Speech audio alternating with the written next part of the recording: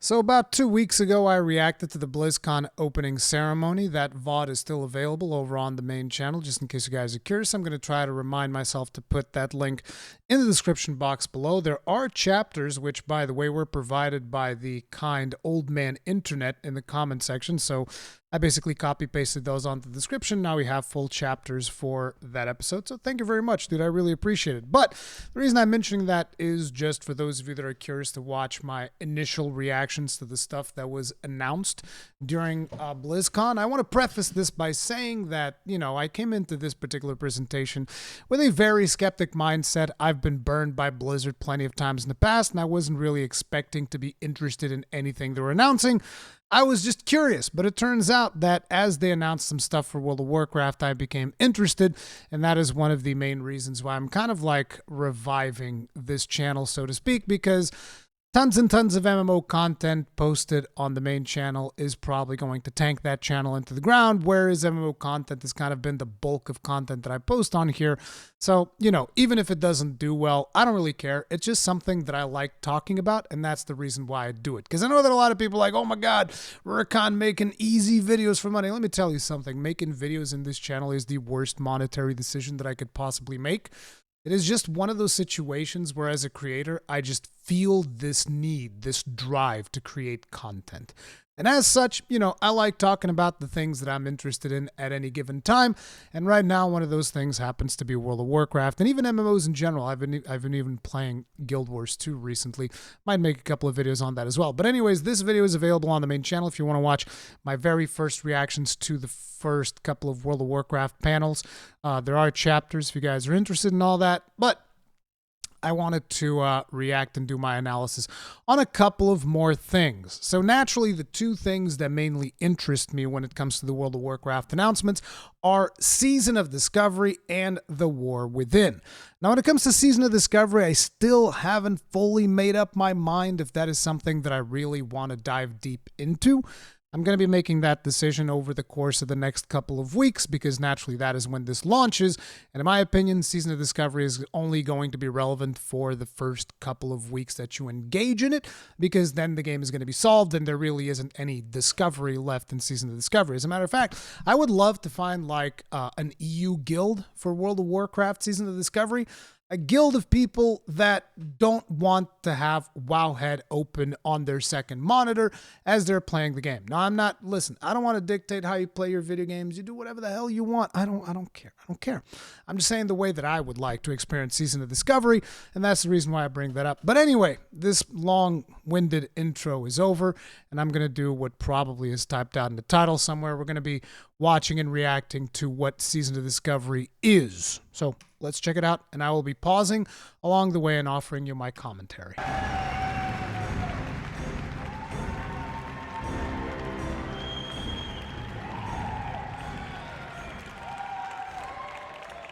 Wow, look at this crowd. Hello, BlizzCon. My name's Josh Greenfield. Hi, Josh. I'm a senior game producer on WoW Classic. I'm here to talk to you today about our new season for a Classic World of Warcraft, Season of Discovery.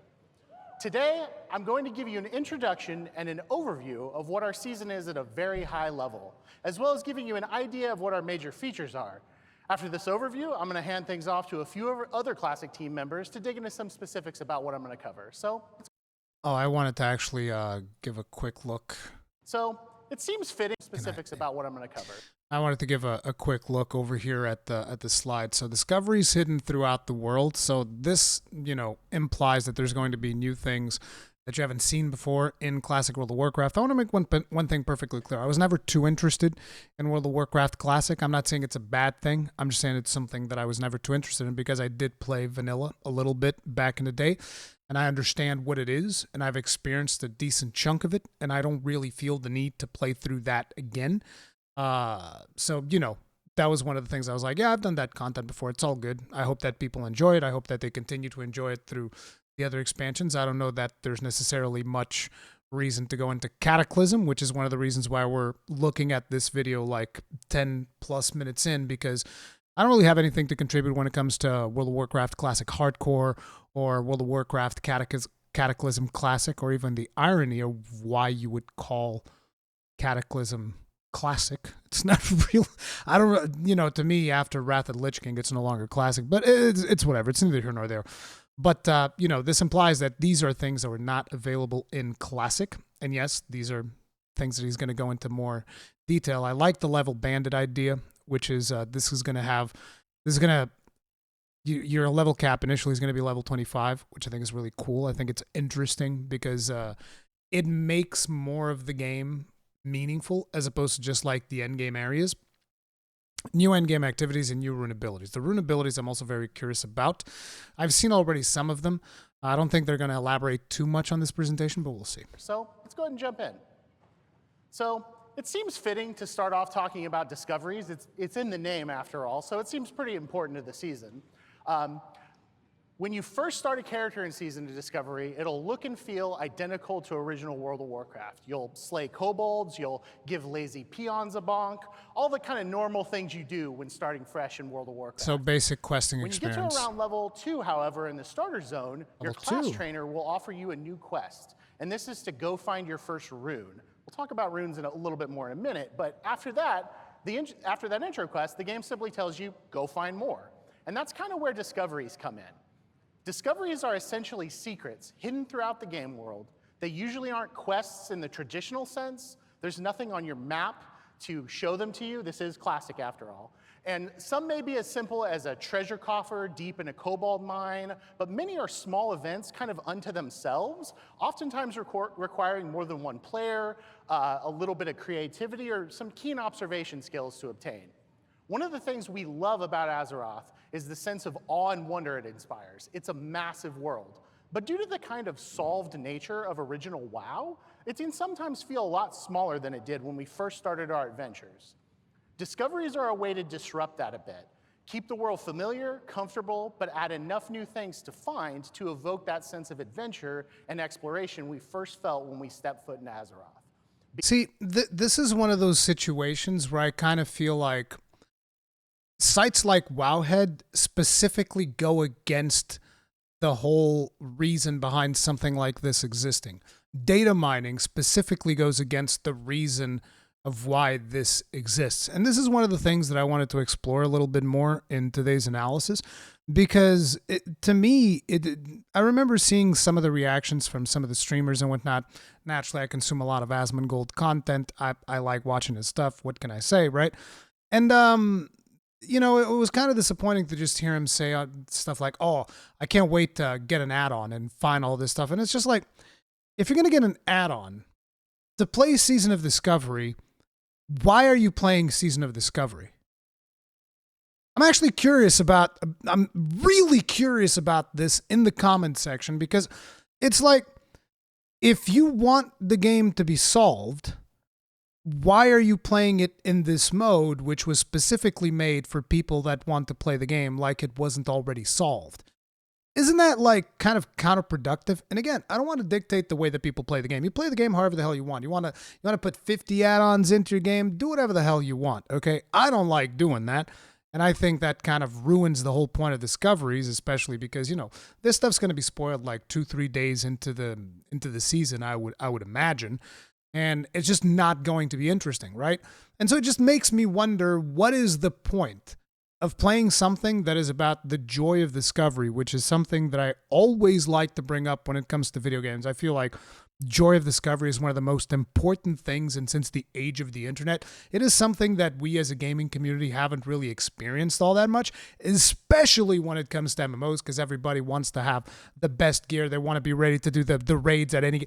They want to do all of the things as fast as they possibly can, as efficiently as they possibly can, effectively optimizing the fun out of the game.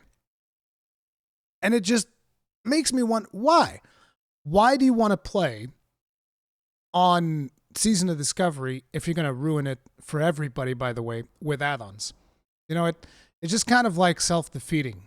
As a matter of fact, I think there's a point at this presentation that I'm going to have some more to say about this. But I do make the question, like, if you're watching this and if you're someone who wants to play Season of Discovery and at the same time you're planning on doing it with add-ons, I mean, specifically add-ons that like spoil the discovery portion of it. Like, I'm not saying, oh, I want to have an add-on that allows me to watch my cooldowns better or whatever. I don't care about any of that. I'm talking specifically about, add-ons that are going to spoil the exploration elements and all of that stuff, which is going to be the crux and the point of playing Season of Discovery. Why? Why even play this mode? It's such a weird thing to me. Beyond the next hill, deep in the next crypt or cave, something exciting could be hidden. One other thing we love about Discoveries is this social and information sharing aspect. For those first few weeks of each phase, we hope to find secret finding communities pop up, both in and out of game, as players scour Azeroth to find all these little hidden things. We can't wait to read general chat as players begin sharing what they found with each other in real time.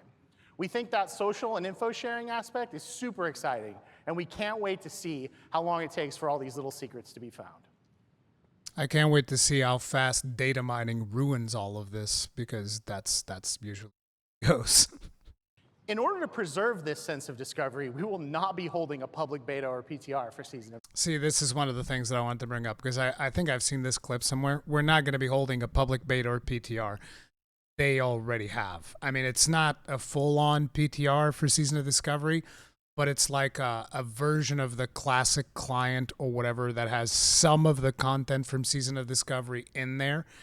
And Wowhead's just like, oh, data mine the shit out of that. Woo, let's go. Data mine everything.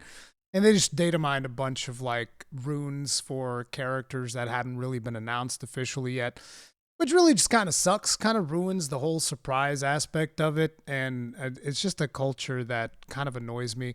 And I realize that this is kind of, old man yelling at cloud or something like that is the thing that people tell me nowadays, because I'm a 41-year-old boomer that still plays video games and all that shit. And it's like, yeah, sure, but just feels like goes against it. Discovery.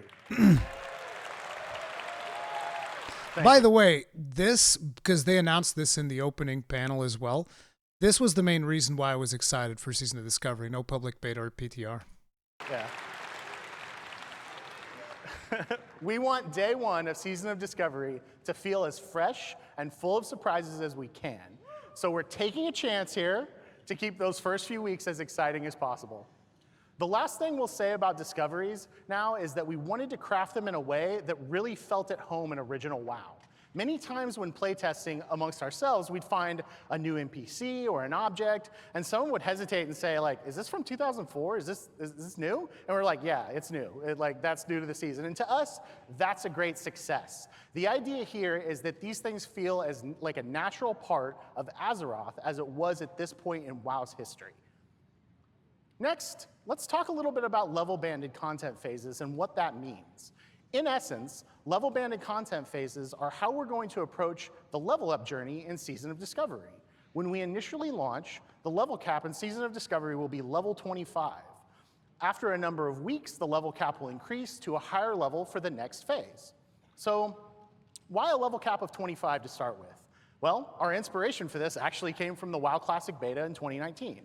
We saw how much fun the game was when the level was capped at a lower level, and how players would find new and exciting talent and item combinations to optimize around. And this is something we've always looked at. An interesting thing would also be if for Season of Discovery, they would straight up change the talent trees. I think that'd be friggin' awesome. I know that a lot of people are like, no, I want to know exactly how to put my skill points to the best possible meta way to make my class as efficient as humanly possible, because, this is just a way I play the game. And, heaven forbid if they actually change one or two skills to make sure that things remain somewhat fresh. But it'd be interesting, because I already know that the way the World of Warcraft community usually works, there's probably already a bunch of people number crunching what is the best possible build at level 25, which just sounds to me like such a ridiculous thing to begin with. But it's one of those things where it would be interesting to see all of those efforts completely and utterly ruined, and I would take great pleasure from it. Back fondly on, and it's something we've wanted to sort of explore ever since. We also realized how approachable an initial lower level cap could be. We talk a lot internally about approachability on WoW Classic and respecting players' time. There's a major goal of this level-banded approach to really give you a chance to get into it. One of the things we really consistently see on forums or social media too is it too late to start? And Oftentimes, we'll hear this literally within a day or two of a new release. And obviously, it's never too late to start playing Classic WoW. But as we've all, There is something as a time that is too late to start playing Classic WoW. Okay, these are just, yes.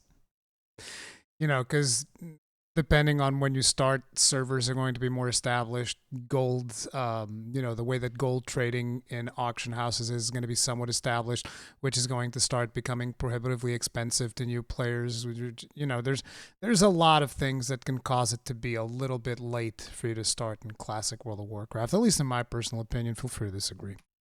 Grown into additional responsibilities and found ourselves spending maybe a little less time playing games than we used to, we can definitely feel that sense of kind of fear of missing out, or FOMO, when we log in after a long week and see our friends 10 or 20 levels ahead of us. And for that, this level banded approach is perfect. There will be I plenty agree. to do I think this is good. New leveling journey from the quests and dungeons and battlegrounds we all know and love, to finding all the brand new things to discover across Azeroth. And then later on, leveling new alts to find all of their hidden discoveries as well. There's lots to do, but we're hoping that you won't ever feel that sense of being behind just because you couldn't play on a given day. We also plan to give a very sizable experience boost to the previous level band every time we raise the level cap. This is kind of similar to Joyous Journeys and Wrath Classic, if you're familiar with that.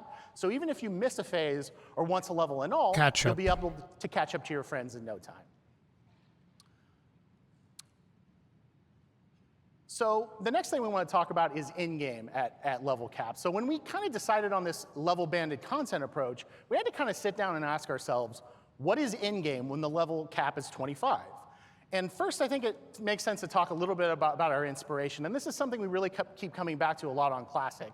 Since this is a version of original WoW, we wanted to start out grounded in familiar locations and put the focus for the new stuff on fresh gameplay and mechanics in those iconic dungeons and locales. To that end, our first raid in Season of Discovery will be the iconic dungeon, Blackfathom Deeps, reimagined as a 10-player raid instance. See, this is really cool. Having a raid midway through the leveling experience, even though technically speaking at level 25, it's not really going to be the leveling experience for at least a couple of weeks after the release of Season of Discovery, is definitely something that I think is a big win, because fundamentally you're changing the mechanics of one of the dungeons that you do along the way. I have some memories of what Blackfathom Deeps is like, but I haven't played, the classic dungeons in so long that it's only a vague memory even. I don't think it's necessarily the one that I would pick to do this. I think there are more interesting dungeons to go through, but if I remember correctly, Blackfathom Deeps was a fairly big dungeon. That's probably why they're like, oh, let's go ahead and turn this one into a raid. So that's an interesting thing that they're doing. It's going to encourage people to party up at level 25 to do more things. To basically just engage in endgame together and to develop the whole social aspect of the MMO. And I think that is going to be interesting. Whether or not people are going to actually, engage in discovery and whatnot, I think that most people are just going to look up strategy guides day one and boom, boom, boom. Nobody's going to want to go in there and wipe. For some reason, people are averse to failure, which I find interesting as somebody who plays a lot of Dark Souls and Monster Hunter, jumping into something fresh like a new boss fight or something, getting my face completely smashed in, learning the patterns, is something that I really enjoy. And that seems to be something that you don't really do in MMORPGs anymore almost. People are averse to failure. They see it as a punishment, and they're like, no, I need to know the strategy before I actually jump in there. It's weird, because back when I used to raid a long, long time ago, in Burning Crusade and Wrath of the Lich King, that's kind of like something that we used to do. We'd go in there, we'd try to learn, couldn't figure out, then we'd look at a guide. But usually would at least give it a couple of shots in order to try and figure out what the strategies were. And then we'd look up, okay, how do I solve this mechanic, or how do I solve this thing? Nowadays, the default that is expected is the other way around. Thank you. Next, one of our main goals is to ensure that these are fully featured, deep, satisfying raids, and not simply the addition of a few mechanics to existing encounters as they were in 2004. All of these encounters are a full ground-up redesign and should feel like proper raid encounters. And of course, with new raids comes lots of new loot.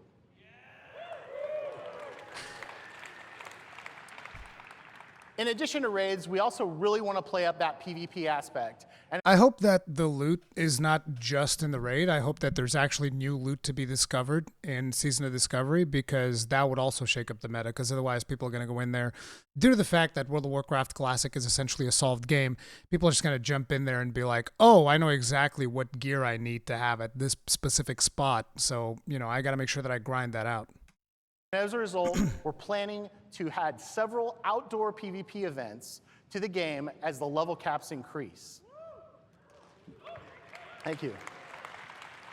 Lastly, one of the things we're most excited about is where we go when we start getting to higher levels. We are leaving the door open to the possibility of completely new experiences and the prospects of exploring previously unfinished or unused locales for future raid and dungeon content. This is like the biggest thing that the World of Warcraft community has wanted for such a long time when it comes to the whole Classic Plus thing. They want stuff that was unfinished content back in the day, back in vanilla. That's what they want. They want that content, but completely revamped, remade, complete for people to actually experience. That's one of the things that people have been asking since the release of Classic. They want Classic Plus. So it doesn't surprise me that at this point, the crowd's just like, oh, let's friggin' go. This is it. But unfortunately, we have to keep in mind that this is a seasonal event. That means that at one point, this is going to end. Whether or not Blizzard continues to iterate on it, who the hell knows? But I'm curious to see what this turns out to be. I know, I'm excited too. I'm excited too.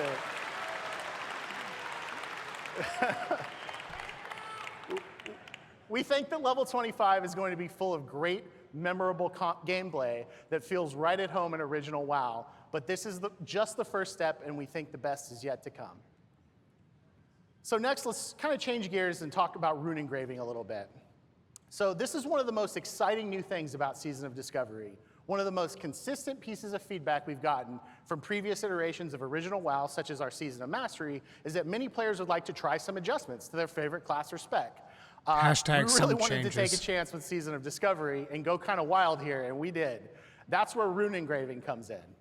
Rune engraving is a new skill that all Season of Discovery... So it looks like Warlocks get 12 runes total, because it says 12 out of 12 runes. We have a bunch of stuff in here. I don't know how Warlocks worked. I've never played a Warlock in my life. Lake of Fire, Master Channeler, Soul Siphon. This is interesting, though. It's going to be like 3 runes that you get to do, if I remember correctly, and you can actually see them here. There's one in the chest, one in the gloves, and one in the pants. And those will kind of change the way that you play the game. And it's going to allow Warlocks to tank, mages to heal, and there's a couple more. I think rogues can tank as well. One of my hopes is that hunters can tank. I don't know if that's going to be a thing or not, because I'm planning on playing a Dwarven Hunter potentially for Season of Discovery, and I usually like to tank, but I'm also considering Dwarven Priest and just be a healer for once. But I don't know. I haven't really made up my mind yet. Characters know automatically on character creation.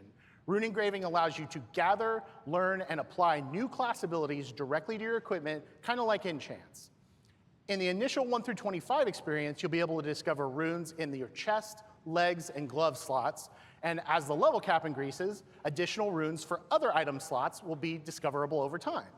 Okay. Once learned, runes are permanent and can be applied and reapplied to your gear at will, just out of combat. One of the most exciting things about these runes is that they exist completely outside of the talent system, meaning that you could very realistically splash in, damage abilities with a healing talent spec so you could solo a little bit better, or you could swap maybe to tanking ability runes to round out the tank spot in your 5-player group if you're missing one. You may also encounter previously faction-specific paladin and shaman buffs as runes, which helps bring some parity to each faction without those classes losing their unique flavor or the factions losing their unique flavor. In order to also streamline the talent system to go along with runes, we do plan to adjust the respec cost to be much more nominal in Season of Discovery, particularly at low levels. Make it free. Make it free. Talent respecking should just be free. Look, this is an experiment that you guys are doing. Like, nobody's going to have more fun because, oh, I can't wait to sink gold into something that, by the way, is going to be temporary because it is a seasonal thing. So Season of Discovery eventually is going to end, very much like Season of Mastery ended. And, you know, once it ends, who cares that, you know, all these gold sinks exist? You don't really need gold sinks in this. And that's not all. That's not all. Who knows? Maybe, just maybe, someday, you won't be constrained to just one talent spec in Season of Discovery. Who knows? That's good too. So, Double talent specs. overall, we've been playing this a ton internally. We've been having so much fun with it. It's everything we love about Classic, plus so much more. Nice play on At words. this, I'd like to hand this off over to one of our lead software engineers, Nora Valletta, to talk about some specific abilities you may encounter on the different classes, as well as to talk a bit about our PvP plans for Season of Discovery. Take it away, Nora.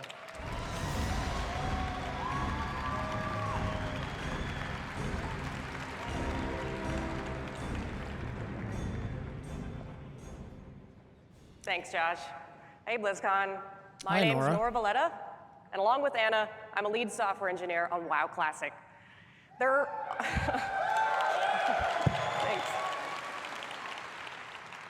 There are over 100 runes in the 1 to 25 leveling bracket across all classes, and we'd love for you guys to go forth and discover them on your own.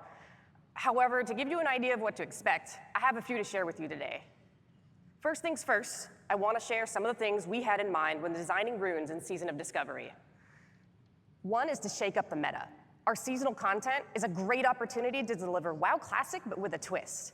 With our non-seasonal content, we try to deliver a classic experience close to the original, but with seasons, we have the freedom to experiment with what-if scenarios, such as, what if rogues could tank? What if paladins did have a taunt? Of course, Paladins is, as always, is one of Blizzard's favorite classes. Don't give me no lip. I know that people are gonna be like, "Oh, here comes Rurikhan again with his warrior rants." It's like, you fucking know it's true. You know it's true. It is what it is, dude. It is what it is.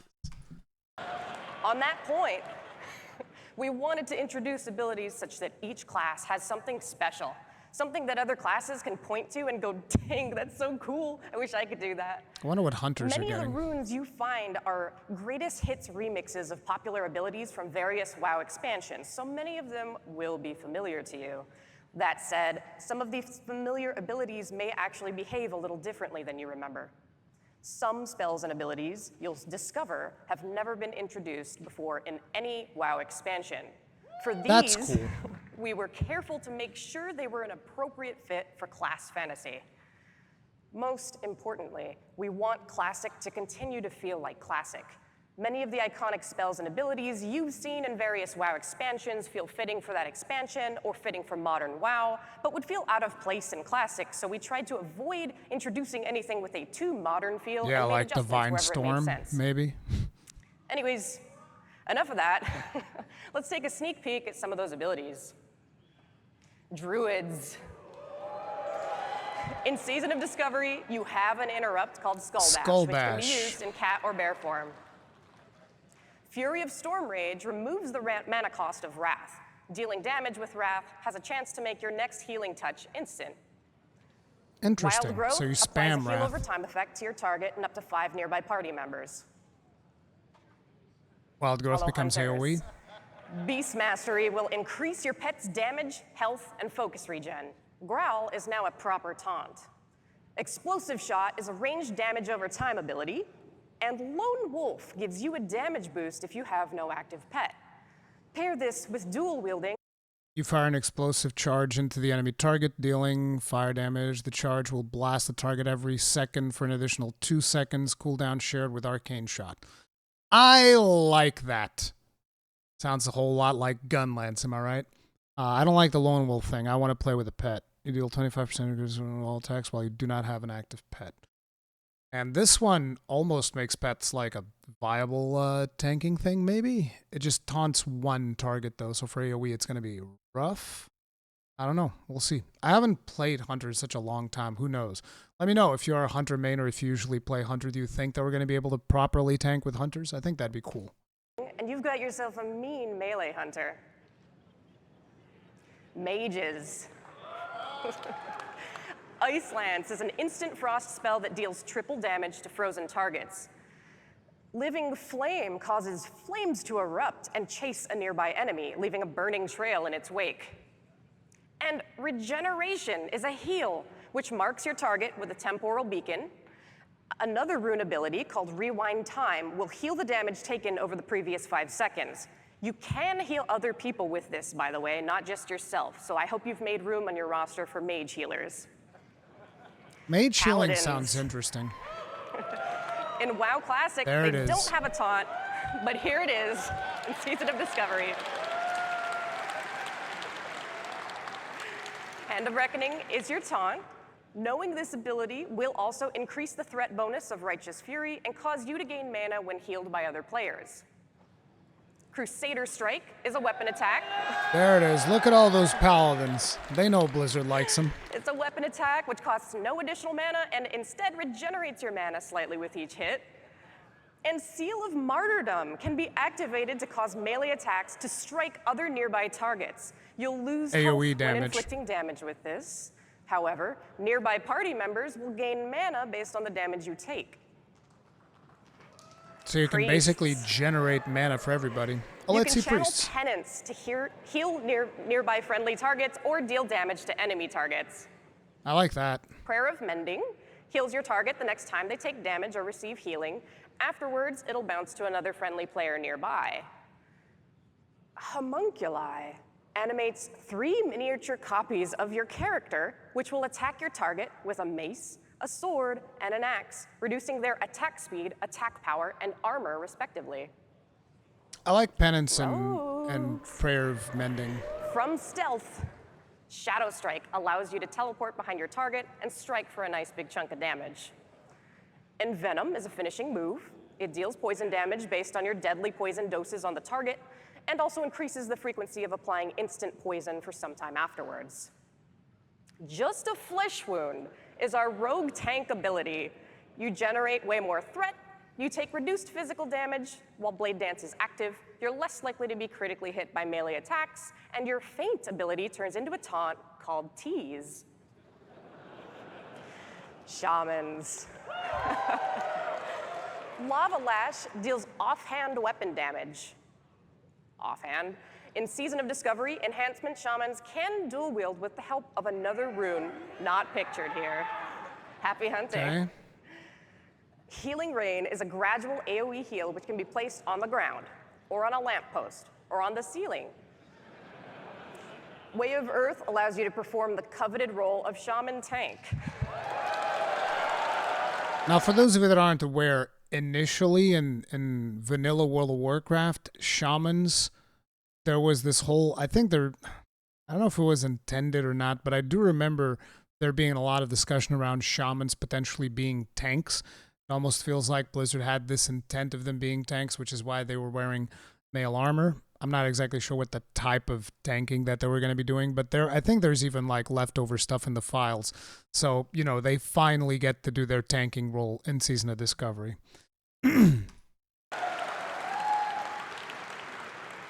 With this, you'll deal increased threat, you'll take less damage, and Earthshock becomes your taunt. Warlocks. That's another Blizzard favorite. Haunt deals damage, increases all shadow damage you deal to the target, and heals you for the damage it dealt once it's dispelled or expires. Chaos Bolt sends a big beefy bolt of fire at the enemy.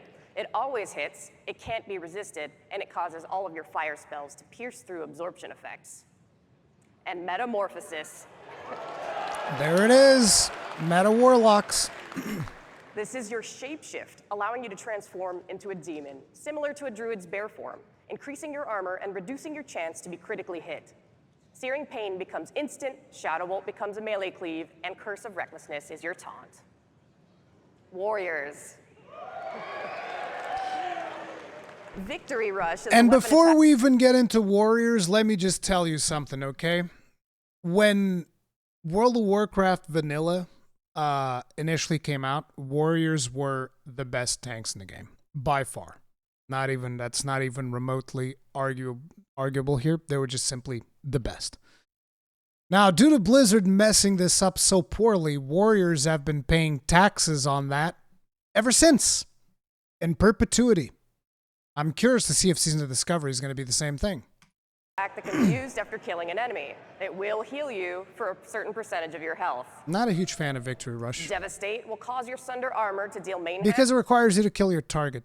So it's like if you, for some reason, are fighting a tough target and you haven't been able to kill it, you're just kind of screwed. Not to mention that, you know, in order for you to be able to do Victory Rush, it requires you to kill an enemy that is relevant. Yeah, yields experience or honor. So what does this mean? Imagine that there's like a lower level enemy next to you. You can't like go kill that enemy and then go heal on your target. Doesn't work. It only works if it's, you know, stuff that is close to your level, which is why it says yields experience or honor. You can also kill other players that are close to your level, and then you can heal with it. I was never a big fan of Victory Rush because of this, you know, really good stuff, that really good ability that your Warriors used to have. I don't know if we still have it in retail at this point or not, was Enraged Regeneration. Enraged Regeneration was beast, especially when coupled together with Last Stand. You'd go Last Stand, Enraged Regeneration, whoosh, be fantastic. But I believe in some expansion they removed it. I don't know if they've given it back to us yet, or maybe they probably changed it. We also get Devastate. While we're in defensive stance and have a shield equipped, Sunder Armor also deals 100% weapon damage, increased by 10% per application of Sunder Armor already on the target. So this basically just changes Sunder Armor into Devastate. That's fine. Devastate's cool. Weapon damage increased for each stack of Sunder Armor already on the target. And Raging Blow is a vicious strike that deals heavy damage, but can only be used while enraged. Now this is just a taste of all the abilities coming to classes in Season of Discovery. And really, bottom line, we want everyone to feel You see what I mean? I hadn't seen this video yet, but do you see what I mean? Do you remember the part where I said Warriors have been paying taxes since vanilla? Like, look at this. They don't mention any of the other classes. No. Paladins, they're good. Warlocks, they're good. No. Mages, AoE farming the world? No, that's not overpowered. No. Frost mages, just AoE farming literally everything, like entire maps. Perfectly fine. Warriors, there's the problem. Bro, get the hell out of here, dude. You think after seeing this graphic I would ever play a warrior in Season of Discovery? You're insane. You're insane, dude. I think I would rather not play Season of Discovery than play a warrior in Season of Discovery. You are crazy. Because listen, let me tell you, when it comes to balancing, Blizzard is super heavy-handed. Okay, as someone once told me in a forum somewhere, it's like, listen, here's how Blizzard balance things, okay? They drop an anvil on one end of the scale, then they drop a piano on the other one, and they just hope things kind of balance out.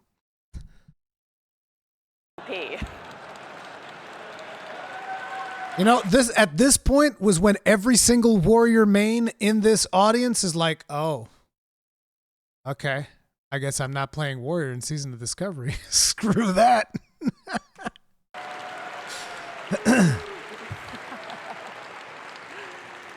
Anyways, enough about runes. Let's instead turn our attention to the ancient forest of Ashenvale in northern Kalimdor. Ashenvale is known for its beauty, its rich natural resources, and its role as a hotly contested territory between the Horde and the Alliance. In Season of Discovery, earning kills while in Ashenvale will trigger a zone-wide PvP event. During this event, a leader will appear in the zone for each faction, a Farseer for the Horde, and a Priestess of the Moon for the Alliance. Your objective is simple. It's to defeat the enemy leader. Is that kind of like Alterac Valley? Said than done. These leaders are tough, so you'll have to work together to take them out. In addition to the main camps where those faction leaders reside, various other camps will spawn across the zone for each faction. The Priestess of the Moon and the Farseer are each buffed by respective leaders in those smaller camps. Definitely sounds like The more Alterac small Valley. camps you can take out, the weaker your enemy's faction leader will become. Sounds familiar. It's much like Alterac Valley. This event is an awesome way to earn honor, as well as reputation with Warsong Gulch factions, which allows you to unlock some of the best level 25 gear in the game. You'll also be able to earn a mount, which you can actually use at level 25, but only in Ashenvale. Is that an alliance character? It will increase your speed by 50%, giving you the extra boost you need to seek and destroy the enemy. So, come kick some ash in Ashenvale. I'll see you there.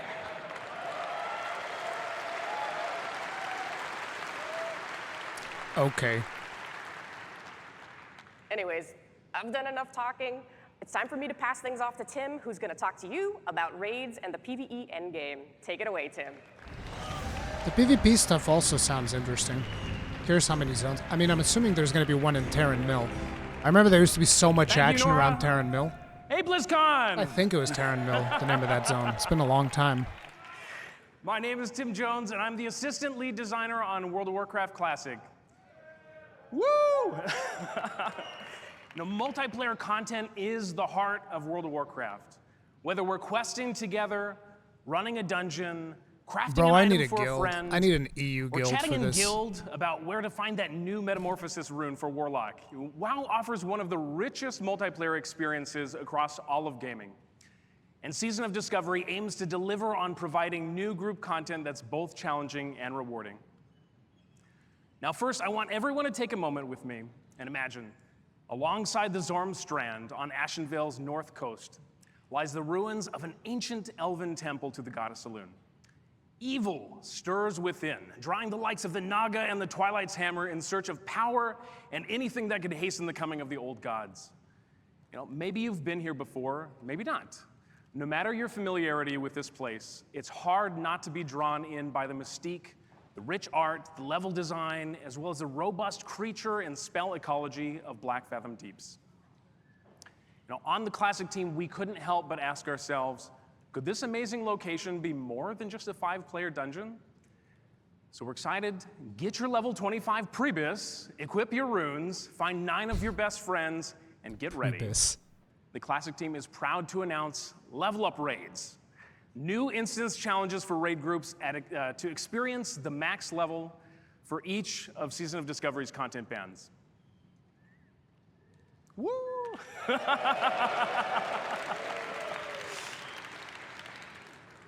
At level 25, Blackfathom Deeps is the first level up raid that you'll experience in Season of Discovery. Groups should be easy to form. Grab a couple tanks and healers, make a party of 10, you're good to go. God knows. I hope that this is the way it goes. I hope that this is not some nonsense where people start going like, oh, you gotta make sure you watch the video before. You gotta make sure you install the Wii cores. Gotta get the Wii cores, man! Heaven forbid we actually have to, read what the mob is doing. No. I want it written. Big, bold letters splashed across my fucking screen, flashing red, just because there's a small puddle of fire under my feet. That's what I want, okay? Instead of me looking at the small puddle of fire beneath my character's feet, I wanted big, red flashing screen, big, bold letters like, everything's on fire, panic, run, explode. Every one of their and with blaring horns and all of those other warnings. Mom can tank and heal in Season of Discovery now, so that shouldn't be a problem. Wait, did you say everyone can tank and heal? In Season of Discovery now, so that shouldn't be a raid that you'll experience in Season of Discovery. Groups should be easy to form. Grab a couple tanks and healers, make a party of 10, you're good to go. God knows, everyone and their mom can tank and heal in Season of Discovery now, so that's everyone and their mom can tank and heal. Okay, so that's not literally everyone. Okay, gotcha. If it's that easy, I was thinking, should they just, no. I think that the Classic community does now want something like Dungeon Finder being added, so probably not. Shouldn't be a problem. And content phases in Season of Discovery won't be as long as traditional Classic expansion patches either. And we want you to have as many opportunities to explore and plunder the riches within. 3-day and as such, lockout. Blackfathom will offer a 3-day lockout, much like the raid Zul'Gurub.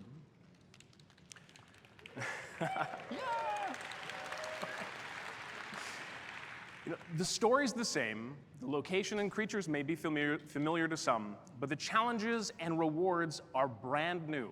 7 new bosses are here to both entertain and test your skills. And how could we not make raid content without new loot? Existing quests and rewards have also been updated for the raid as well. And you'll even be able to find secrets within the raid. Can you solve the mystery of the Twilight Artisan? Can you find the recipes for the Blackfathom sharpening stones and wizard oil? And secrets within the raid. So long as killing the boss does not lock you out of finding the secrets. So, like, you don't want people looking for secrets when you're clearing trash and doing usual raid stuff. So the ideal scenario for this would be, okay, you defeat all the bosses, so there's no more trash spawning or anything. They'd have to make sure that trash doesn't spawn after you kill the boss, which I don't remember how that stuff works, because the last MMO that I've played is friggin' Final Fantasy XIV, the last MMO I raided in, and in there it's just like there's no trash. You just go in, you kill the boss, and that's the raid. So yeah, ideally when it comes to finding secrets, what you want is to go there afterwards, after the raid is done. You don't want to be wasting everybody's time while people are doing regular raid, because nobody's going to want to look for secrets. People are going to want to do the encounter. So I'm hoping we can go back to the dungeon afterwards and locate the secrets, potentially find runes, do all of that stuff. And will you be the first group to access the new world buff, Boon of Blackfathom? Ooh.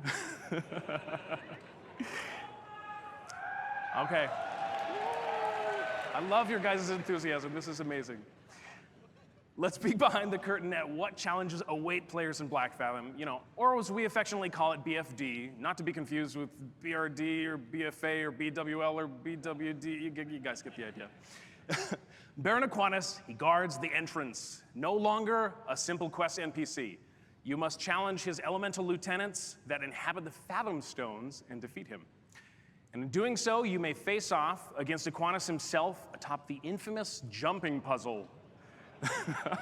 That was a jumping puzzle in Blackfathom Blackfathom must Deeps? to get in range of the Baron, but beware both the boss and your teammates, because there are many a peril that may knock you off. In all honesty, this boss is lightly tuned, and there are some hidden power-ups below the water to help you return to the platform.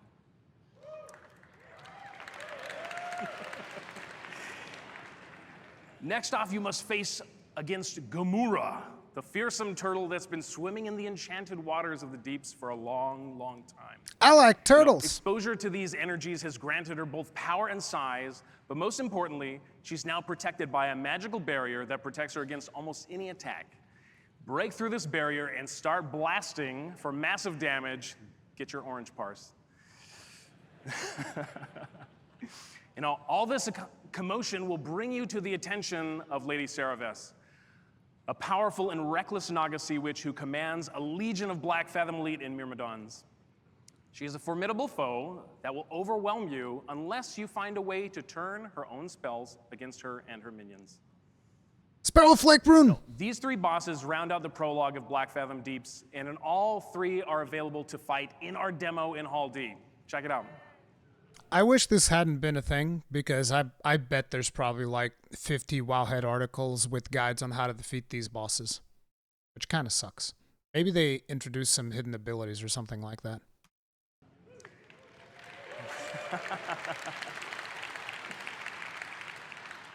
And that's not it. Witness the corruption of Gelihast and take on the march of the Void Murlocs. Break past Lorgus Jet's magical barriers and corrupted totems. Conquer your dreams as you challenge Twilight Lord Kelris. And good luck against the giant Void Hydra. Seriously, you're going to need it. And not to forget, there will be glittering prizes awaiting you, including some of these fancy items. I don't remember the important stats from Classic World of Warcraft or Vanilla, because I haven't played it in so long, so I don't know if this is supposed to be impressive or not. damage and healing done by magical spells. I might end up going priest. The more I think about it, the more priest sounds like an interesting idea because I haven't really done that much content as a healer, and there's probably not going to be that many people that want to heal. There's usually not that many people that want to tank and heal. So I think that just playing a priest will probably be an interesting experience. We'll see if that is the case or not. But you know, that's what I'm considering right now. It's again, like I said, it's either going to be a dwarven hunter or a dwarven priest. Now, telling you all this is great, but I think we'd rather just show you. So it is my pleasure to provide a quick sneak peek video of the raid, edited by the team itself, as though it was pulled straight from a community website in 2005. Please take a look. From what, Warcraft's movies? Dude. You guys remember Warcraft's movies, dude?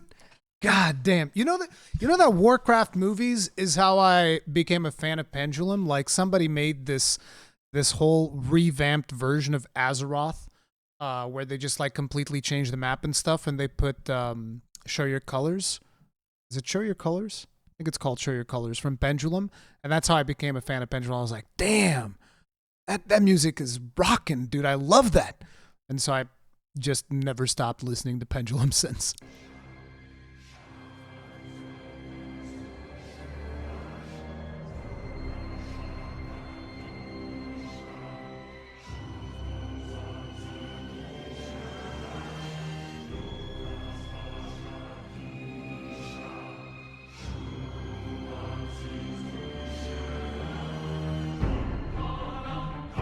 The slight camera tilts. This is some old school shit. All you need now is the Fraps logo on the top left-hand side or some bullshit. Unregistered hypercam.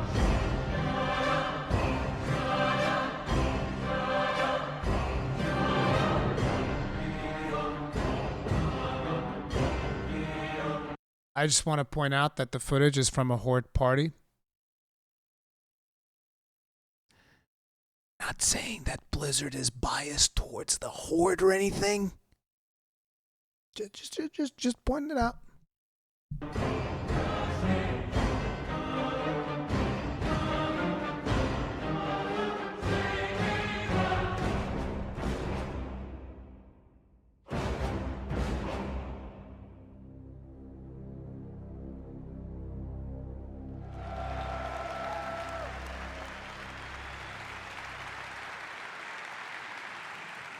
Well, that's it for today, guys. We're looking forward to. Oh, okay. That shouldn't be here. Okay. That should definitely. Nomuragon? It's a bot from Nomuragon. This sounds like somewhere in the. Actually, I'm not sure where this is. I thought that this would be like that zone up in the north of Eastern Kingdoms or Kalimdor. I forget, the Plagued Lands or whatever. No, but I think this might be somewhere else. Okay, sorry, we should have. Pauper's Walk? The hell's Pauper's Walk?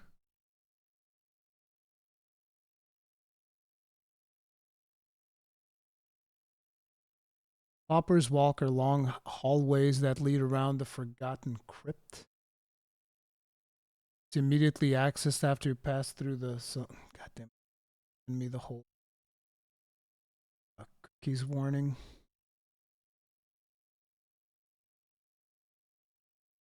Oh, this is Legion.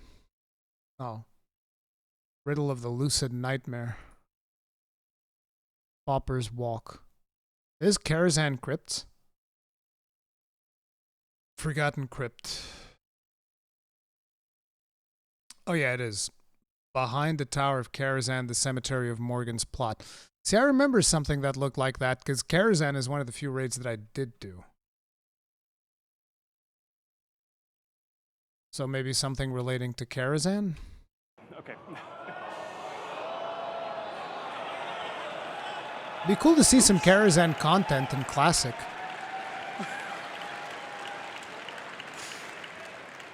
That's it for today.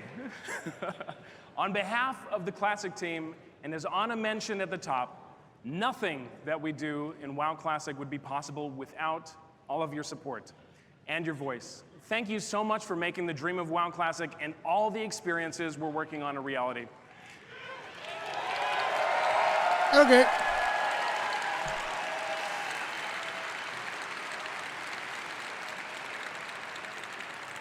We can't wait to see what else we have in store for the future. We can't wait for you to see. So please stay tuned for Hearthstone, what's next, coming up right after this. And we hope you have enjoyed this look ahead at what's next for WoW Classic. I want to reiterate, this is just a taste of all that you're going to uncover in Season of Discovery. And for those of you here at BlizzCon, we hope you get to take on the first 3 bosses of our Blackfathom Deeps raid on the show floor. And for everyone else, we're so excited for you to experience it when Season of Discovery launches worldwide in just a few short weeks on November 30th. November 30th. All right, look, I am curious. I don't know if this is something that I will stick with or not. Depends on how much fun it is. Depends on how... I think one of the biggest things that is going to determine whether or not Season of Discovery is going to work out is going to be the community itself, how they embrace the whole discovery aspect of it. Because if the whole Season of Discovery devolves into people just heading into Wowhead and then expecting everybody else to do the same, then I'm going to tap out of that shit so goddamn fast. It's going to be like, oh, I'll log in, do like a little bit of content, and then the next day I'm going to be like, okay, let's jump into a dungeon. People are like, oh, have you seen the guide? Have you seen the thing? The rune is over there. The other rune's over there. The third rune's over there. You got to go get your best in slot rune right now. You got to go do that. And like, if that's the attitude that we're coming into Season of Discovery, then I'm just going to be like, hey, you know what? I'm going to peace out, and I'll see you guys in the War Within, because I'm also interested in doing War Within.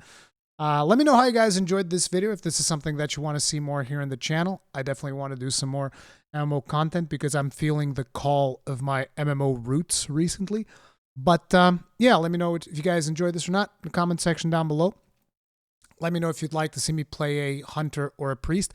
It is going to be a dwarf. That is pretty much non-negotiable.